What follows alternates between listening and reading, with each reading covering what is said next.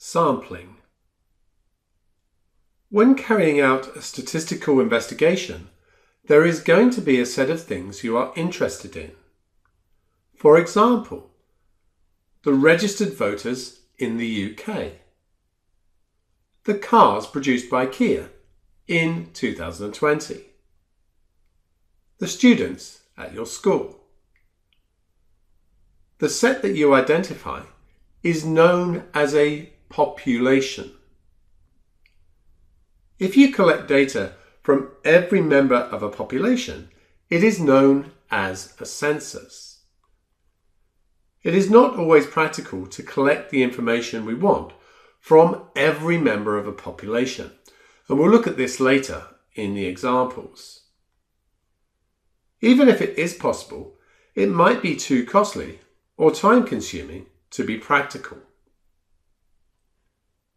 In cases where we want to carry out a survey, but it is not practical, we could run our survey with a subset of the population. Such a subset is known as a sample. Once we have our data, we may calculate things from it, such as the mean or the standard deviation. If these are based on a population, then they are known as parameters, and you often hear people refer to population parameters. If based on a sample, they are known as statistics. The objective is that any statistics calculated from a sample would be representative of the population parameters. If a sample is not representative of a population, it is said to be biased. Bias is possible in any type of sample, but some types of sample are more inherently flawed than others, but sometimes we just have to use those methods anyway.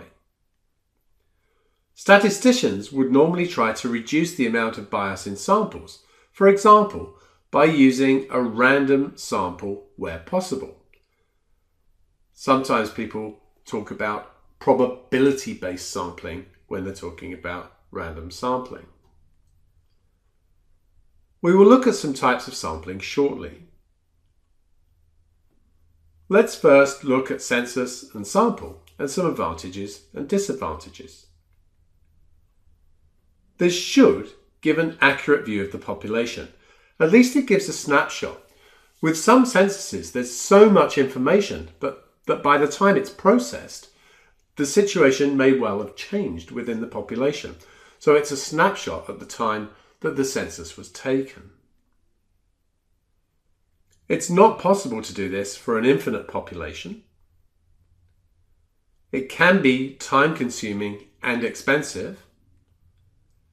And testing to destruction is not possible.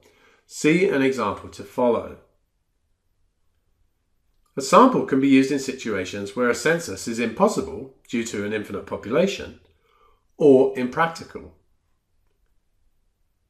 It's quicker and cheaper than a census in general. But it may not be representative of the population. In some cases, it is possible to list every member of a population. For example, you could get a list of every student at your school.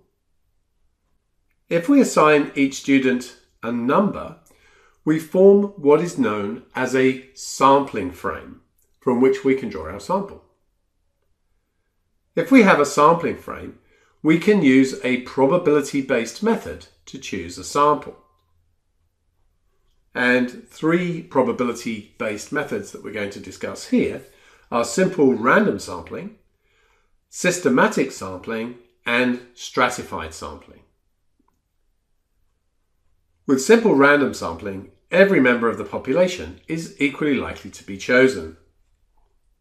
For example, suppose we had a sampling frame with 1,000 individuals and we want a sample of size 40, we just generate 40 random numbers between 1 and 1,000 and use those people that come up as our sample. If we have a sampling frame with 1,000 individuals and we want a sample size of 100, that means we want 1 in 10 of the individuals to be in our sample. What we do with systematic sampling is we choose a number between 1 and 10 at random and then take every 10th person from there. In other words, in this example here, I've generated 6 as my random number, and then I just count every 10th person from there. So 6, 16, 26, 36. With stratified sampling, a good example here would be if we can see distinct groups in your sampling frames, such as with the 1,000 individuals from a school, we might have year 7s or year 8s.